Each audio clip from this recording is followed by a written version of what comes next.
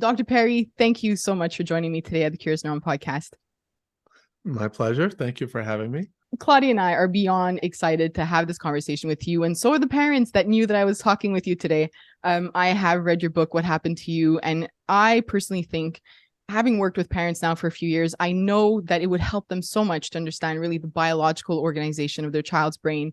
Because a lot of parents will reach out and say, no, I told my child to calm down when they were screaming or crying and it didn't work. Or Right. why is my child behaving this way? What can I do to help them? Or why do they scream? I yell at them, they yell at me. What's wrong? Why can't we stop this cycle? And I think a lot of that touches on the work that you do. Can you explain a little bit about that? You've explained it so beautifully in your books, this bottom-up approach and how, Right. we can't get to the cortex without regulating. Can you explain that aspect of your work, please? Sure.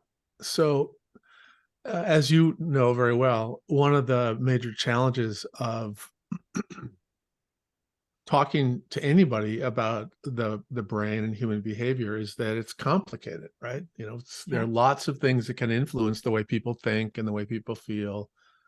And we've always taken the perspective that if you know a few basics about the human brain, certain things just make more sense. And one of the key concepts that we try to teach is that the brain is organized in this hierarchical way, where that very top part of our brain, and most people have heard of the term cortex, that's the part of your brain that has systems in it that allow us to speak. There are neural networks that are involved in reflecting on the past and anticipating the future. And when you teach your kids about right and wrong, the part of the brain you're trying to change is the cortex. And when you teach your kids language, when you teach them math, history, almost any of the traditional topics in education are going to involve that top part of your brain. And now this part of the brain is it's a very special part of the human body because it's the most uniquely human part of our whole body. We have, human beings have a heart and they have a lung and they have pancreas and bones and muscle, and everybody kind of knows that. But the DNA that codes for all of those systems is very similar to the DNA from other mammals. So, not to be, we're kind of, cow-like when it comes to muscles and bones, and we're monkey-like, and we're not that much advanced from rats when you look at some of our organs. Yeah. But if you look at the brain, that particularly the top part of our brain, that's the most uniquely human part of us. And it's really what allows us to be the unique individuals that we are. That's a really important part of us. Now, the dilemma is that part of our brain develops very slowly. It's not fully developed until you're probably in your late 20s. When you're very young, that part of your brain that allows you to be most thoughtful and rational and regulated, that part of your brain, as any parent can tell you, that's undeveloped. It's there, but it's not really as efficient as an adult brain. So that's one issue with communicating with kids and understanding children, actually understanding anybody. The second is that the way your brain organizes is, and this is very inaccurate. I'm sure that all the neuroscientists who hear this are just going to cringe, but if you think of the brain a little bit like a layer cake, there are lower parts of the brain that mediate very regulatory things: heart rate, blood pressure, body temperature, and stuff like that. And those are important. But as you get higher in the brain, higher in this layer cake, more complex functions are mediated by systems that are in those areas. And then finally, you get to this really the top part of your brain that is the most uniquely human part of our brain. That when you talk to your kids, that's what you're trying to reach, is that top part of the brain. Mm-hmm. So because of this layer cake, this developmental process that is bottom up, the brain develops from the bottom to the top. We also have a matching processing of sensory input from the bottom to the top. So every time you hear, see, smell, touch anything, it doesn't go directly to your cortex. It doesn't go to that smart part of your brain. It goes to lower parts of your brain that are much more regulatory. They process and act on information in a very different way than that most uniquely human part of the brain processes and acts on information. So the trick in talking with a child is that your words are going to be turned into pattern neuronal activity that start in the lowest part of the child's brain. That's a very reactive part of the brain. And then it goes up through this kind of middle part of the brain where it's a little bit more of an emotional part of your brain. And then it will ultimately get to that rational reasoning part of the brain. And that's a sequence. So we can't expect that sequence to go perfectly well, particularly if a child is frustrated, hungry, thirsty, cold, upset, because the lower parts of the brain start to send, if you will, disorganizing input to higher parts of the brain when you get hungry, thirsty, cold, and everything else like that. And I think any parent listening knows that the hardest time of the day is like, towards 4, 5, 6 o'clock, right?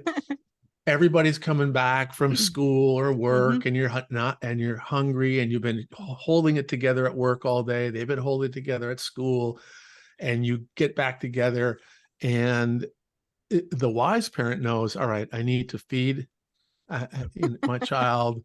I need to regulate myself. I need to calm down. Let's get them fed. Let's get them regulated in some other way. Maybe it's do your sport, run around, do a little video game, kind of regulate yourself that way. And then we'll talk about homework. But if the first question is, where's your homework? And it just blows up. It's a mess. It's not setting your child up for success that evening. It's just exactly. not, Exactly. And so this whole sequential processing of information leads to a very simple mantra about what we call the sequence of engagement. You can most successfully engage people if you first regulate yourself, make sure that you're regulated, and that's because human beings are contagious. And so if you are frazzled, you're going to dysregulate your child or your partner or whoever you're supervising or whatever. So you need to sort of take a deep breath, and to the degree that you can, regulate yourself, and then engage the child or engage whoever it is. Recognizing that what you say and the way you are with that child is first going to go through this very primitive reactive part of their brain, and then the emotional part of their brain, and finally to the part of their brain that can reason.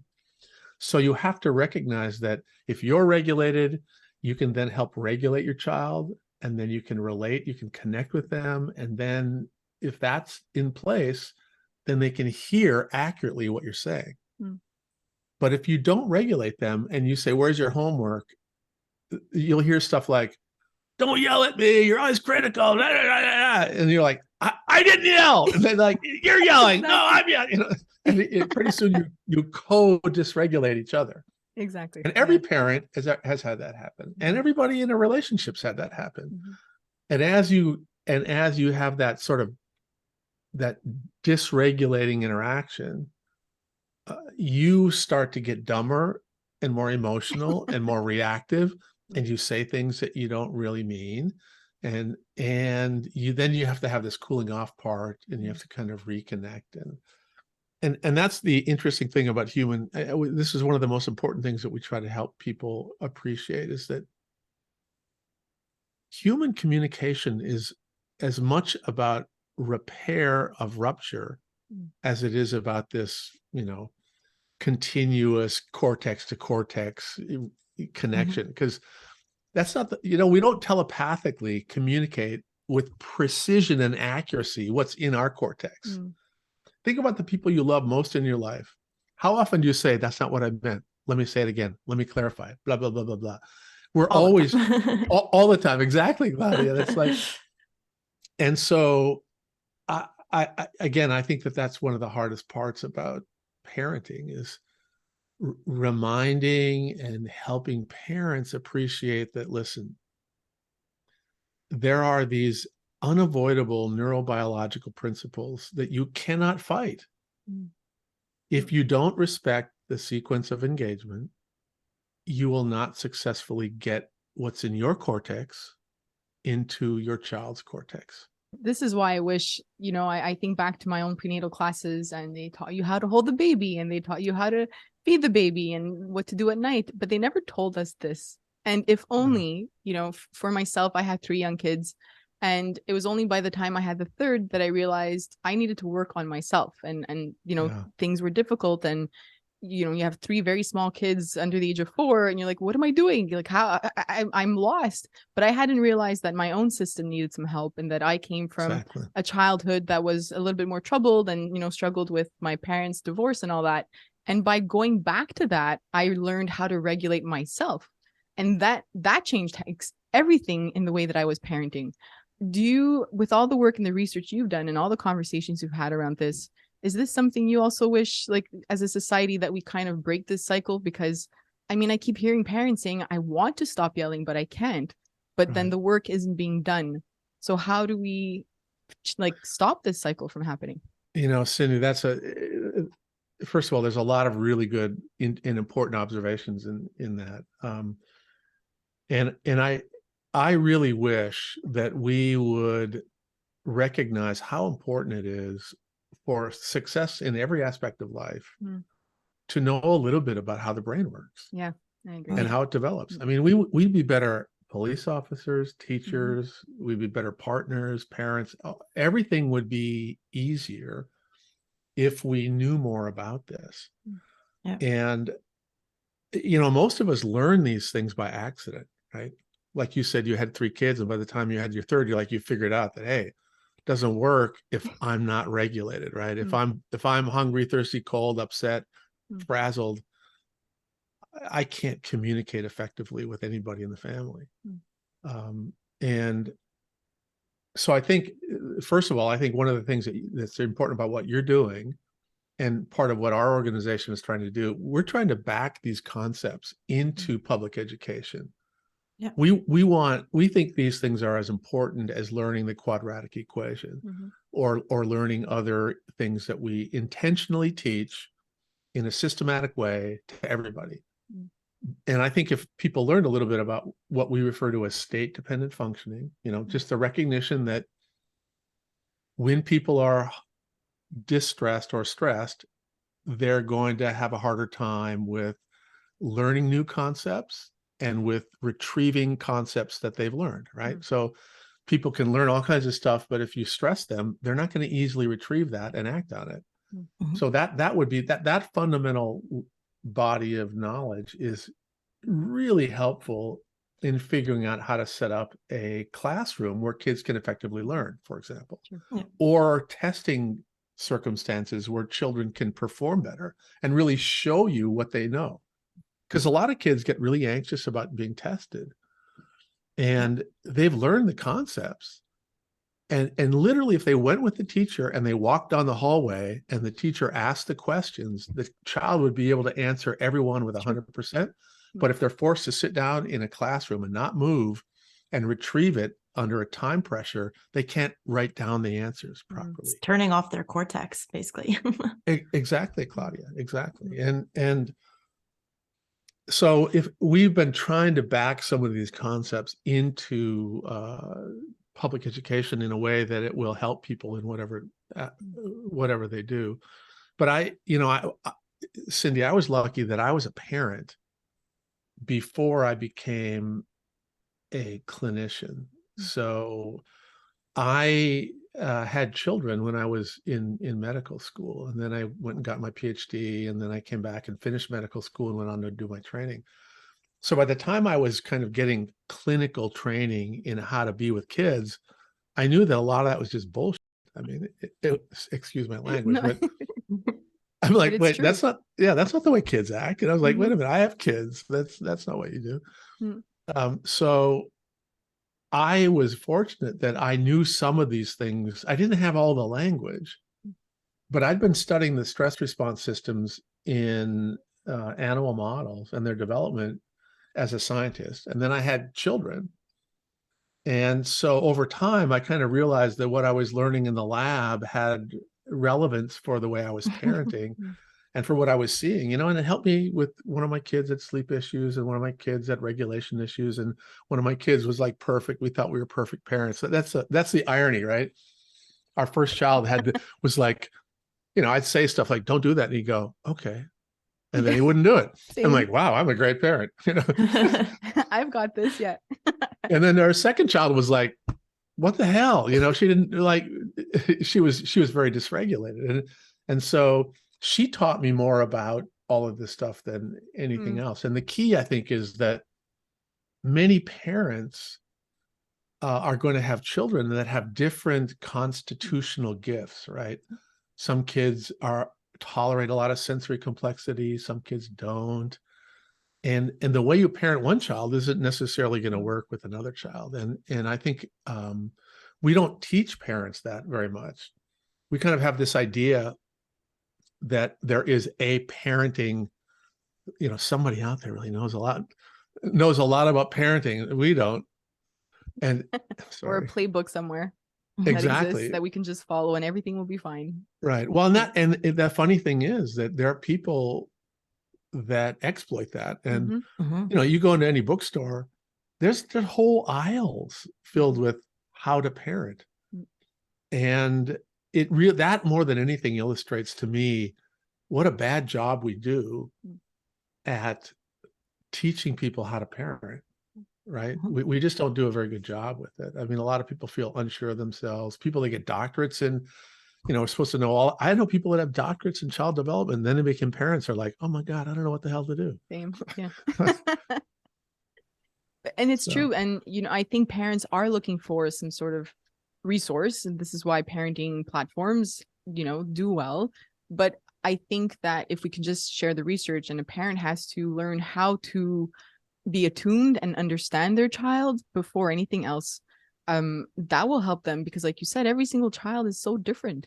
And then even more importantly is working on yourself. If we don't think back to our own childhood and upbringing, and if we don't understand why we're reacting certain ways, you know, with our child, then we'll never parent the way that we want to. It doesn't matter what the books say. It doesn't matter if you should have a timeout or not. All these are really big and important conversations still happening in the parenting world. And it was interesting for me to come out of neuroscience and end up in this parenting world, because I you know, I didn't know what all these myths that were going around, or these misconceptions about parenting, or all people pushing certain models that there's no backup to these types of parenting. But in the end, you know, if you look at the research, they talk about being sensitive to your child's needs and like nurturing them. And you know, and this is what I'm trying to push out there. Yeah. And you know, parenting is such an interesting thing, because when you start to look at the Western version of parenting, we take a couple, and actually in the US and other places, there's a lot of single parents that are given this huge body of responsibility to meet the emotional, the social, the motor, the cognitive, and the material needs of multiple kids with multiple strengths and gifts themselves all at once. And that's a demand that is fundamentally biologically disrespectful. And I keep pointing out to people that, listen, we human beings we're animals. I mean, we're organized physiologically for a different world than we've created. And the world that our biology is suited for was a multifamily, you know, relatively small, but very relationally close community, you know, multi-generational, multifamily groups. And in those groups, there was allo-parenting. There were multiple people who were involved in modeling for children, in teaching children, in disciplining children, in rewarding children. And so the ratio of developmentally mature individual that could play a role in that alloparenting process was 4-to-1. Mm. And so we now have a world, the Western world, where we're all compartmentalized, and we are sometimes, like I said, having one parent and multiple young kids that they're supposed to be responsible for. And it's a demand that's unrealistic. It wears out the parent. And because of the contagion of human beings, if the dominant person in the caregiving environment is overwhelmed and exhausted and disconnected, that's just going to have negative impact on the developing child. So we really have to think differently about the way we are providing relational connectedness for our parents so that they can then be their best for the children that they're raising. And then also, how do we, in a mobile society that's parsed out the way we are parsed out, everybody has their own little home, their own little room, and you live 200 miles away from your parents, and how do we create a family of choice, right? Can we engage the retired couple down the hall to be part of our little child's life? Can we find a community of, whether it's a community of faith or a community of activity or something where our kids can be around other people? Because what would happen in sort of a relationally rich hunter-gatherer clan is that the child would basically, in many ways, guide their own development based upon their needs. So if they were developing motor skills faster than same age peers, there were lots of places for them to do that. They would just move to a different group of people in the community to practice the motor skill and your development was not determined by your age. It was determined by your developmental capabilities and interests.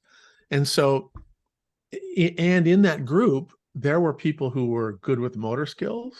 There were people that were good with large motor skills. There were people that were good being funny. There were people good storytellers, but not everybody had to be all of that, right? Now, if you're a single parent, you're supposed to be good at throwing the ball, good at teaching somebody how to knit, good at showing art, good at nurturing, and then, oh, by the way, you have to also discipline them. And so that creates this impossible ask on a single parent. And I think it's just overwhelming for a lot of people. I find also there's some like stigma in society where you have a single parent who's trying to lean on their parents, so the children's grandparents, and they're trying to have some time for themselves. They're trying to better themselves. And then, the society's like, no, you can't lean on your parents. You have to be, you have to be working by yourself and doing this properly, or you're not adequate. And I think that's such a problem. Yeah. No, I think you're absolutely right, Claudia. I think the stigma there's two parts of that. One is that even if you're not sort of leaning on your family, there's this weird guilt feeling that people are given if you're a parent. If you go to your book club and you go work out and you do the things that keep you healthy, then you're somehow viewed as not being present in parenting. But if you don't take care of yourself, you're not going to be able to be a present parent in a good way. So I think that first of all, we have to get better at allowing people to do that. And that's a pervasive problem throughout our field, education, mental health, and all. But then the other part is, I think you're absolutely right that there's this weird and unfair just perspective about parenting that it's not recognizing the importance of alloparenting or the importance of engaging others and relying on others to help you parent. And the truth is, nobody can do this well by themselves. It's just very, very hard. I mean, even when you have a partner and resources and pretty healthy kids, it's really hard to parent. This just puts a light on like the difficulties of being a parent in a socioeconomic environment that's not very adequate, being under poverty line, how are you supposed to parent? How are you supposed to take care of yourself when you're, working 3 jobs or have 3 kids that all have different health issues? Like, how is it possible to be a good parent in this situation? Yeah. Well, we actually, we've developed a measure to look at it's called the caregiving challenge tool. And it's basically what it is a very simple tool that we have a few items where we look at what are the internal resources of the parent. Do they have good mental health? Do they have an education? Are they physically healthy? Are they in good relationships? And then what are the external resources? Are they connected to extended family, community? Do they have friends and other people that participate? So we kind of look at that. And then we balance that against the demands of the children, right? So the age of the child, the special needs of the child, the number of children.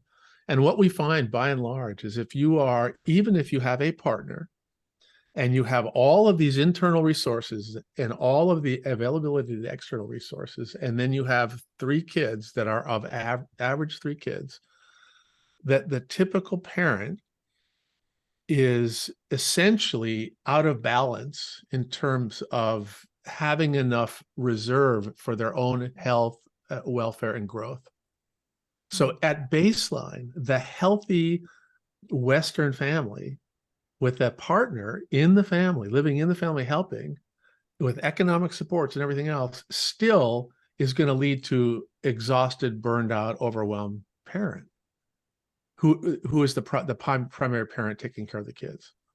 Wow. And then when you add in, if you then do, Claudia, what you're saying, that if you say, all right, I have a child who's got special needs. I've got a child who's delayed because I was exhausted, or I have a little trouble with substance abuse. I have no connection to external family. I have no friends. When you start to look at a lot of these families that we work with and see what few reserves they have, the numbers we get are just shocking. I mean, it is so absolutely predictable that they're going to burn out and that they're going to feel inadequate and overwhelmed, and they're going to manage that by usually maladaptive things. They're going to blunt their pain with substance use. They're going to choose to they get more frustrated more frequently and so forth. And for me, one of the things that's so frustrating is that we get this data and then we show this to our child protective community, and they'll see a mother who's got 5 or 6 kids that are out of home. All of them are kind of struggling. They're all being managed in different settings with lots of resources. And then the mother is stopped using and she's starting to get her stuff back together and it's got a little place to live. And then the decision is, let's reunify. And they put all those kids back in the house at the same time without any external supports. And it's 100% predictable that that's going to fail. And we show them this time and time and time again. Finally, the systems we were working with that we did this tool with, they said, we don't want you to measure that anymore. Wow. Because once you measure it, it just shows how inadequate we are. They said we would rather not know. So, that's a bit ridiculous. Yeah. Yeah. But and this is one of the questions I think both Claudia and I had for you, is given the number of years and the amount of research that you put out there and all the talks that you've given, the books you've put out, why isn't our system changing? Right? Like, I'm thinking about the education system. I'm thinking about even our local healthcare system, our local child protective services. Nobody is following this system when the research is clear in our minds. Why don't we have a trauma-informed healthcare system with our kids? Why are we still just labeling and giving this, like, looking at symptoms? Why hasn't this changed yet? I could imagine the frustration on your end. What are these barriers? First of all, let me just say, you guys are young, and I was once young, and so to me, I have seen change. Now it's slow, but I have seen change. I mean, when I literally now you can't go anywhere online or any academic meeting or any professional body where there isn't some conversation about equity, about there's conversations about trauma, there are conversations about, now they're starting to talk about positive experiences as well as negative experiences. So what happens is systems just are harder to change. Systems are like, let me just back up a second. So if you learn a little bit about biology, and this is where the science is really helpful. When you learn about the physiology of any dynamic system in the human body or any living system, when the system gets to a certain equilibrium, there are a whole bunch of mechanisms that resist change, right? So when you get stressed, there are systems that put you back in balance, right? Those are our stress response capabilities. And most systems have a very powerful set of processes that keep things the same. Now, big systems, even though we don't think about them this way, they're like biological organisms. Big sort of bureaucratic systems are literally like big organisms, and they have lots of ways to maintain equilibrium for the system, which means if you have a hierarchical system that is a carry forward of a colonizing, dominance-based, power-based system, it has all kinds of things that will keep power at the top, and even when there's pressure from the outside to change or internally to change, there are all kinds of mechanisms that make people feel, that diffuse the energy. So big systems, when they finally realize they have to focus on that trauma is a real thing, they'll do some crazy bullshit like, oh, we're going to have a trauma-informed in-service, and then they check the box, and then they'll get away for the next 10 years. They'll get away with saying, well, we're trauma-informed, or then the people will go, that's not enough. It's not enough to have an equity in-service. You really have to hire some people of color to be in positions of leadership. So then they'll pick one person to be on their board. And so they have all these incremental ways to diffuse external energy and external agents of change because they neutralize them. And they're always intending to maintain their power. And they're very successful at it. And all organizations do it both consciously and unconsciously. And people don't recognize it. Well, some of the most common ways to maintain power are, and academics is a perfect example of this. Academics does this all the time. They'll have a consensus panel and they'll pull people together and they'll get the usual suspects, and they might invite a few people that are kind of representative of the groups that they're trying to represent or change or be kowtow to, or whatever they're trying to do. And for that period of time, that neutralizes. Sure. And after a while, people figure out, well, that didn't do it. Nothing has changed, and the same thing happens. Like we passed civil rights laws 50 plus years ago, but we still have issues around equity, racism, and so forth. And so people are finally recognizing, hey, wait a minute, we passed this civil rights or the Voting Act, right? Voting rights laws and all these things. And for a while, government checked the box and said, what are you saying? We're not racist. And then people wake up and go, wait a minute, you are racist. And then they get angry and then they go, oh, you know what? Maybe we won't do advertising with this company that does bad stuff, or we'll do that. And then people go, oh yeah, okay. So the outrage is diffused and it takes a while to build up again. And all big systems, whatever the topic is, whether it's trauma or learn about attachment or misogyny or the Me Too thing, the bullshit that gets tolerated in these systems to maintain power is outrageous. Look at Jeff Epstein, there's examples of it all around. And I think part of what people need to recognize is that as long as our systems are just explicit and overt manifestations of traditional colonial systems, structure, we won't be able to solve that problem. We literally, I don't want to say blow things up, but if we could reorganize things from the bottom up, it would be a lot easier than taking the existing system and trying to reorganize it the way we want it. And that's part of the problem. Now, fortunately, in the US, for example, there are a number of places that are working on reorganizing the child welfare system. And of course, what will happen is this is going to be a 10-year process where they've already convened, and they explicitly say, we're going to change the child welfare system. We shouldn't do it this way. We shouldn't do it that way. And then they have meetings and they publish papers and they have a special thing in this organization. And then you look 10 years later, you go, wait a minute, did we really change? And you go, no, we didn't change. The same, exactly. Same. It's got a different name, right? This is part of what we have to confront. We have to keep calling bull on these processes. But the dilemma is this: if you're in academics or if you're in any policy making position, any position of influence, we are human beings. We're so vulnerable to being, I got invited to the White House. And so the White House, for example, one of the favorite mechanisms of power is to have a White House dinner and a White House conference.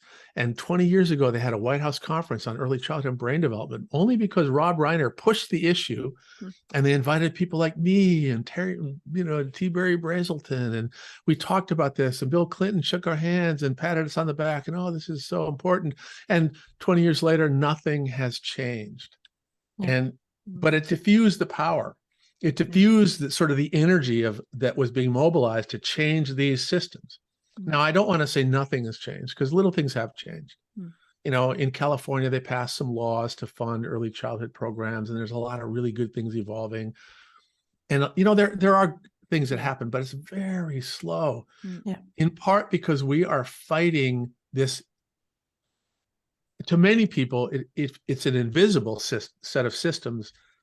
But if you step outside the system, you go, this is highly visible.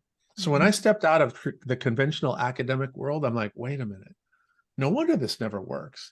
It's the same people creating an echo chamber. True.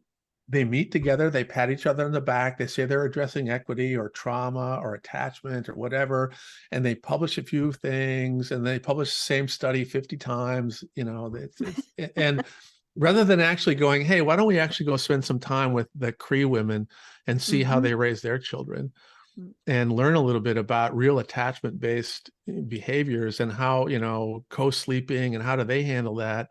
And they would, God forbid, we learn anything from them.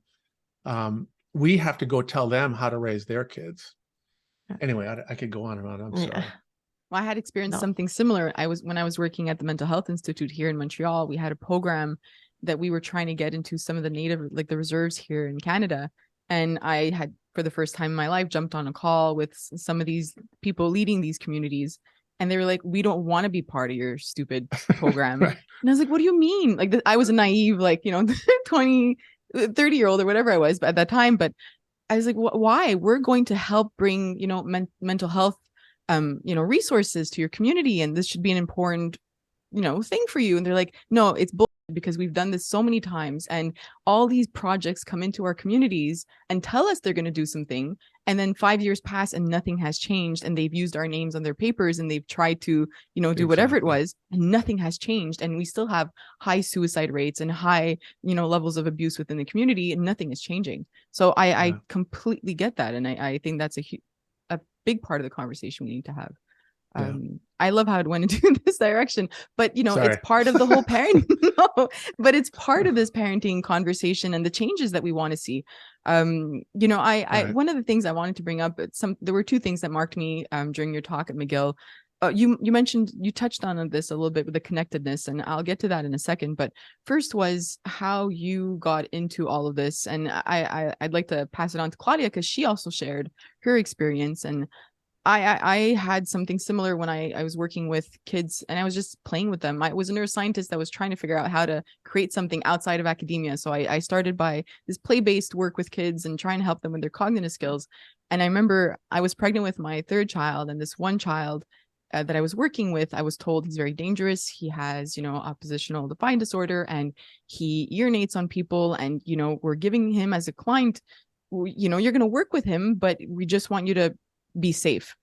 And I remember being really scared of this 7-year-old boy and going into this room and, seeing all these toys. And now are they going to be used, against me? And am I going to get hurt? And I'm pregnant. And it took a couple weeks of playing with him. He was always okay with me. And a couple weeks, not maybe, I don't know, and a month and a half, 2 months later, it came out during play that he was being physically abused within his home by his father.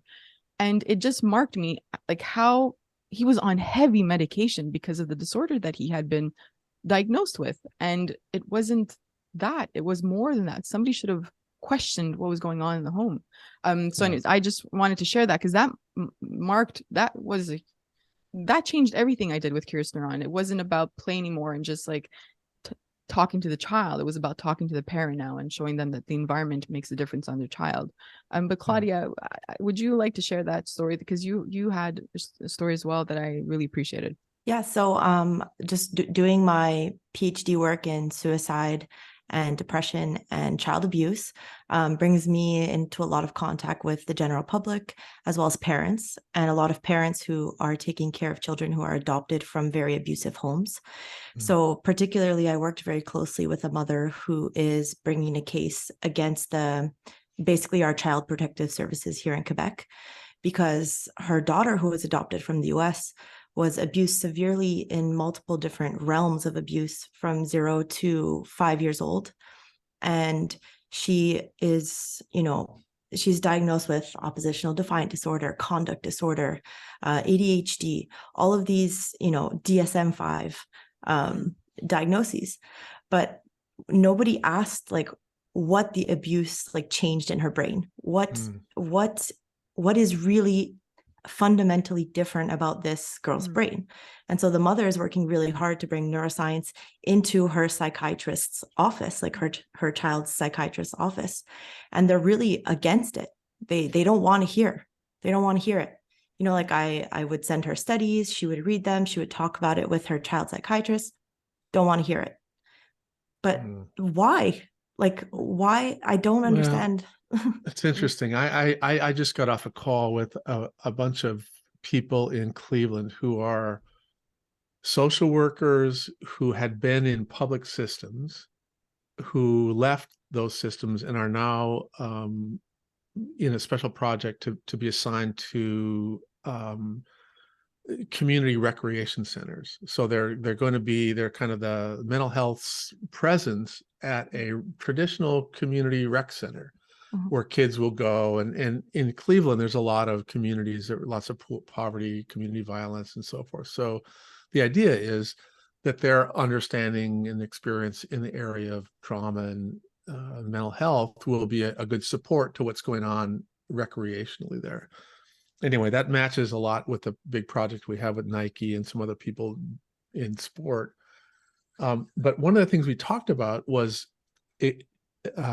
the dilemma of the well-trained clinician who, like, if you go into social work or you go into whatever our fields, you learn about things that we realize are very important to understanding people and helping people.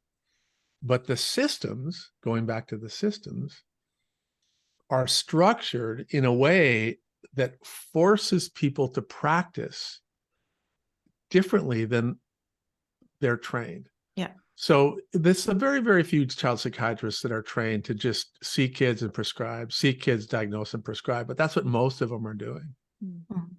And so when you're in a situation where there's dissonance between what you think is best for kids and the way you're forced to practice, because you know what, you got to pay a mortgage, you got to, you have to make a living, you don't see any other way to practice child psychiatry except the way I'm being told to practice by, And I can tell you that most people that are trained in child psychiatry want to practice differently than they're forced to in these systems.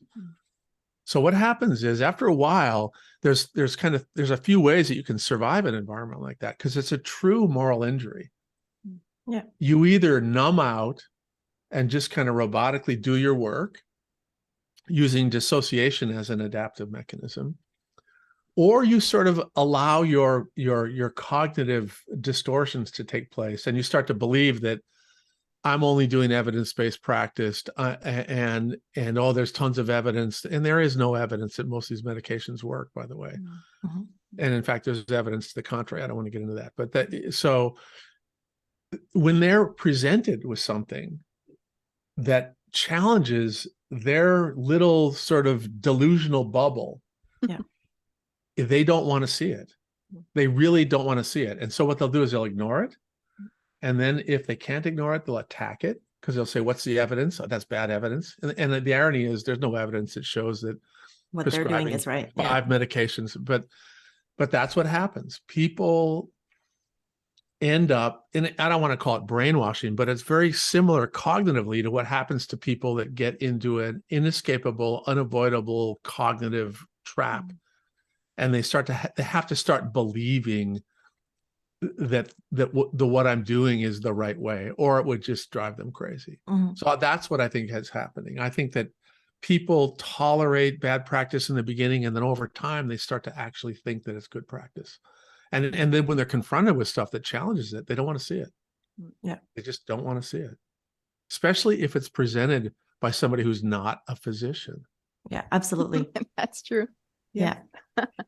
I'm placing myself in the shoes of parents that are listening right now. And if they themselves are in this position where they did experience childhood adversity and are noticing now that this is showing up in their emotion dysregulation with their child, and they might not have the means to get some help or get some therapy, what can they do at this point?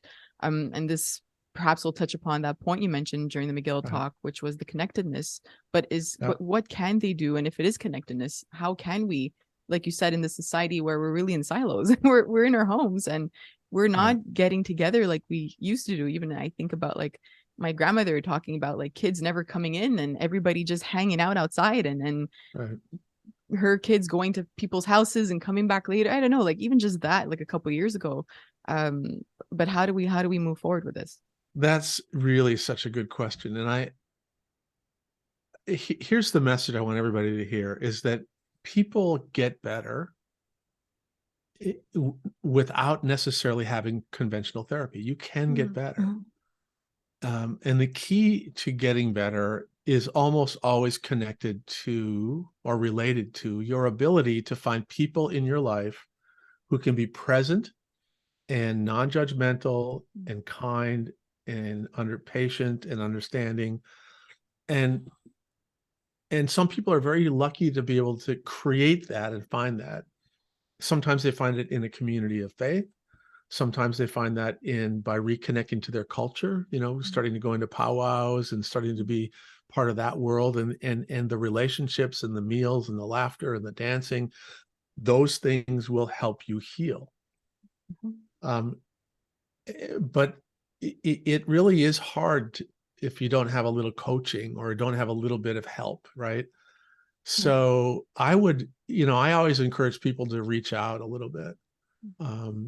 Even though there are not a lot of resources, the mental health system in the US, and I know in Canada, it's really stretched. There's like long waiting lists, and a lot of times when you do get in, you don't necessarily get somebody who's going to be perfect for you and that sort of thing. But there are places where you can connect to people who may have similar experiences. And that's one of the positive things about web-based stuff. There are several kind of communities of survivors of either domestic violence or survivors of residential school experience.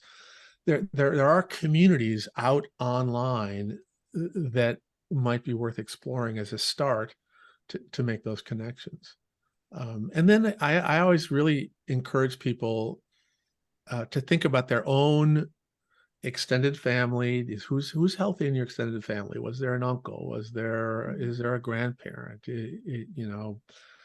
Are some of these people present was there an old teacher? Did you have a coach? Whatever it is, if you find a community where you belong, whether it's I'm going to do community theater, or I'm going to do whatever it is, that's where the healing can start, and that's a really important thing. Here part of the dilemma is that, and we all are in this, we're all in a rut. Everybody that I know, even the most mindful, whatever, Buddhist, whatever, they're in their mindfulness rut. We're all in ruts. The inertia of doing what you have been doing is so powerful that if your world has been getting smaller and smaller and smaller, and that's one of the first things that happens when you're a parent, is your world starts to get smaller. Yeah, true. And then the inertia of like being so tired at the end of the day that, oh God, I'm not going to call this group, or I'm not going to go to my book club, or I'm not going to go to exercise, because you're so tired. But if you've got to do it, and it helps if you've got a partner, right? Find one person that's a friend or somebody who you can go start getting out of these ruts, and that will help a lot. But with a lot of people who've had developmental trauma or other kinds of trauma and now are parenting, they're very uncomfortable and reluctant to reach out to other people. Yeah. And so sometimes it's tough, but I would encourage people to be even tiny steps, little steps, even if it's just volunteering at a local soup kitchen. The reason I say that is that one of the things that I think many people who have been injured developmentally, they have a certain kind of gift of empathy that comes from knowing what it feels like to be marginalized or injured or misunderstood. And that when they can then go into an environment where that knowledge and their presence can help other people, I think that's a healing experience. And so I would encourage that. Find somebody who you can do something for you with, whatever you like to do, and then find something that you can do something for someone else. And I think both of those things will be therapeutic. I think that's beautiful. Yeah. And I think it's something that parents can start applying today. And like you said, baby steps, small steps, if you have to. You don't have to be part of every community group tomorrow, but just at least try to get out and connect with people. And one really good way to do this is to find 2 or 3 other young parents and basically swap childcare. Just say, listen, we're going to have I don't have any money to pay for a babysitter, but listen, how about if one night a week I get to go out and you watch my kids, and one night a week, you get to go out and I'll watch your kids. And just even that tiny beginning of an opportunity to just even, to connect with somebody around shared babysitting is a good step. Because everybody wants to know that they're you are not alone. You are in this together. There are lots of other parents that are struggling with this stuff. So that's actually our most popular part of Kirsten. It's called "You're Not Alone." On Sundays, parents get to post something on Instagram. They fill in the blank. Am I the only one, who blank? And then they'll put stuff. They'll add whatever they think they are alone, in.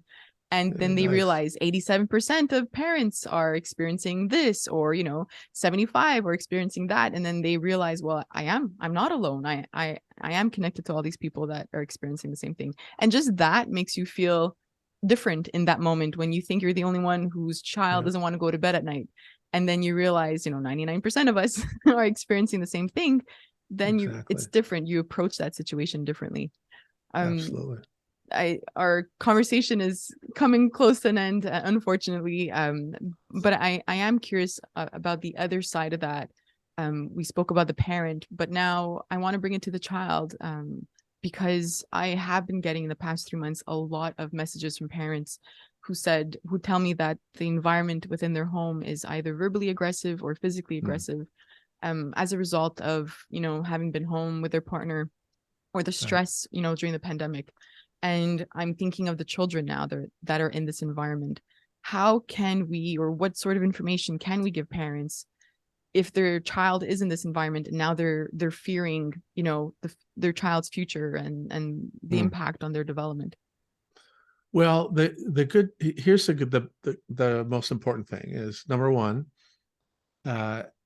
every parent has episodes where they do things that probably are not ideal for their kid. Every parent. And number two, either repairing, reassuring, apologizing. When you have a big fight and it's all crazy, it's important and it's powerful, and it helps your child if you talk with them.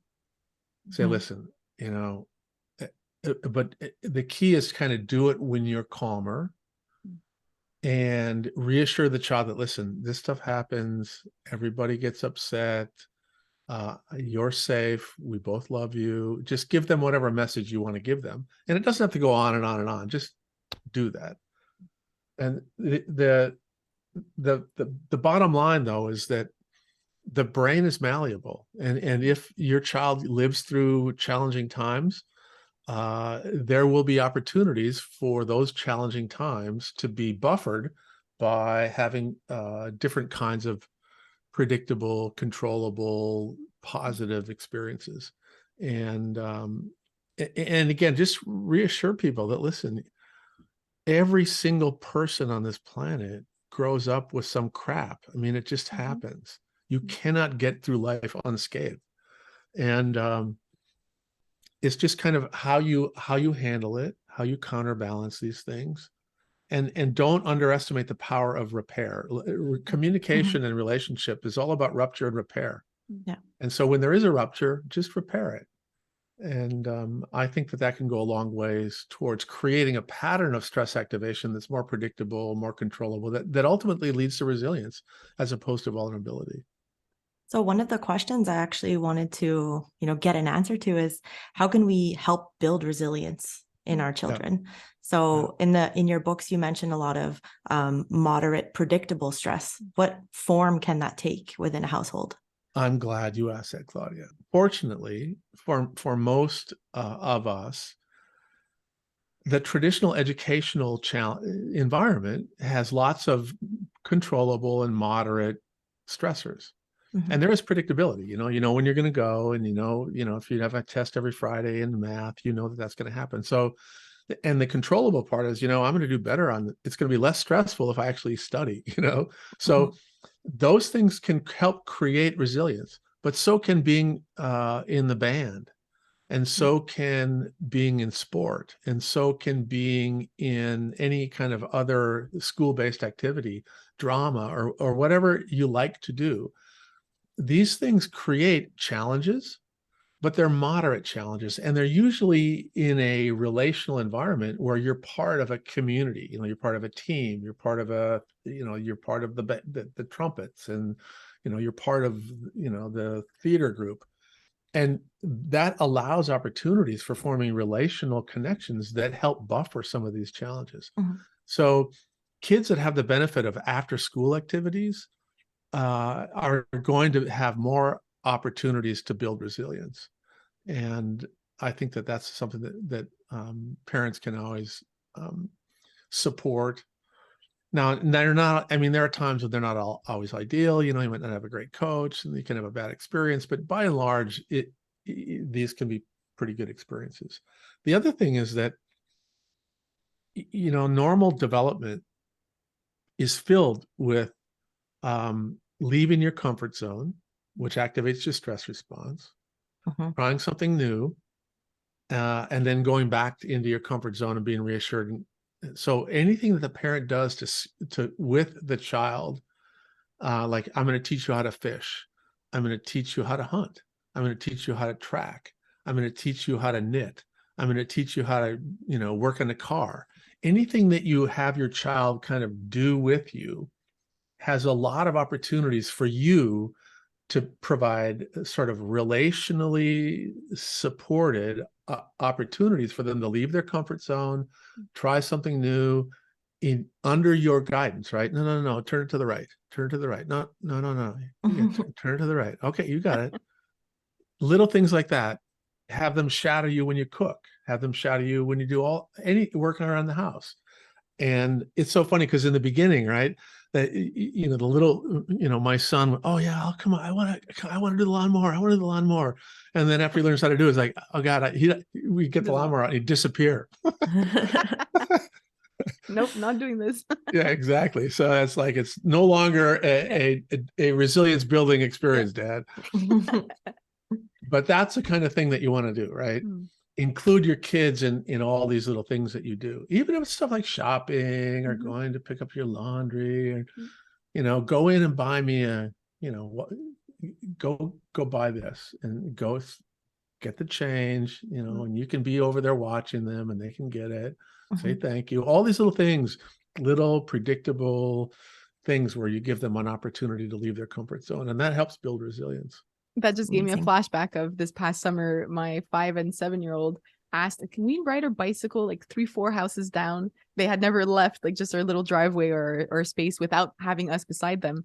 And I'll never forget the image of them being at the 4th house and turning around and high-fiving each other that they're so far away from the house.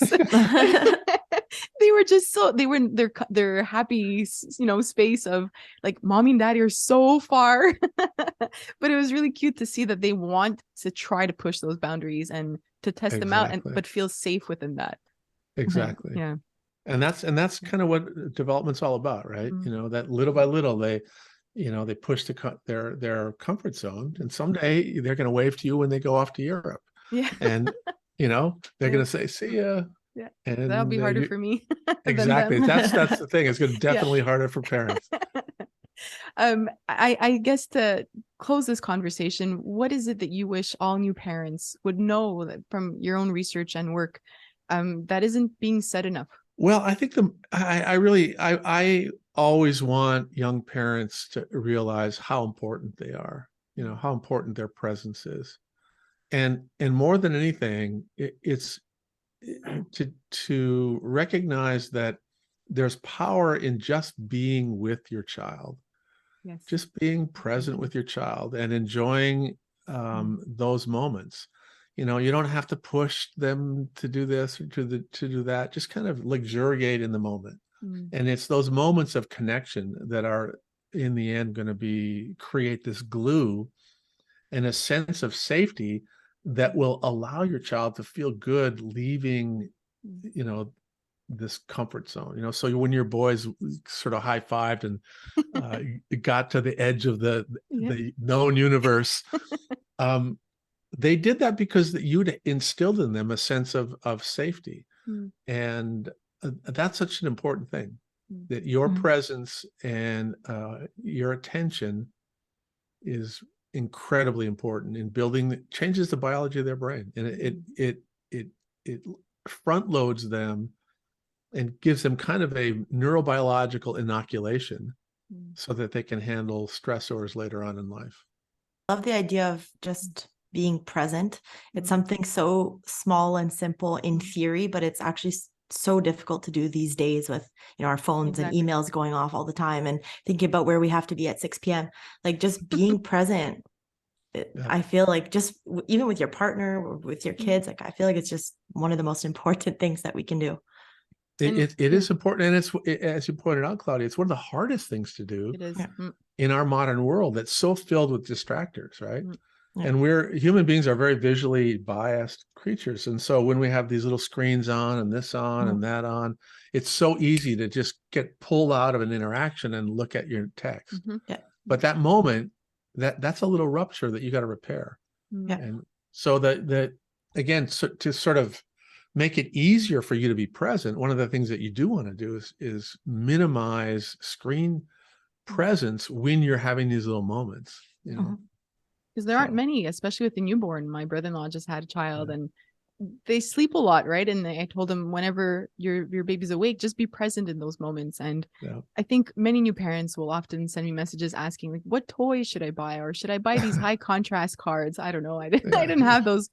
But in the end, it's not about the toys. It's you, the parent. Yeah, exactly. Yeah. You are the best toy your child could ever get. Mm. Yeah. I cannot thank you enough for taking the time to chat with Claudia and I. My pleasure. My I pleasure. enjoyed this conversation so much. Thank you for the work that you do. And I hope that in the next 15 years, we can see a lot more of those little changes within our systems. We will. You know, listen, I first of all, the fact that you're even doing this, you know, the curious neuron is an example of positive change, you know, in the right direction. It's happening. It just, we have to recognize that we're involved in a transgenerational problem solving process, right? Yeah. And, you know, that these are big issues that we're dealing with, and, you know, it takes a while to solve some of these things, to change these. And we're so used to immediate fixing of all our problems that it's nice to put in place just the idea of transgenerational change. It's like we can't just look at our moment, but our parents, our grandchildren. Exactly. And if we do a good job and we change the direction of positive change, even 2 or 3 degrees in the right direction, you know, in a couple generations, that's 25 degrees, and that's a big change. So keep pushing. Don't give up. Thank you. Yeah.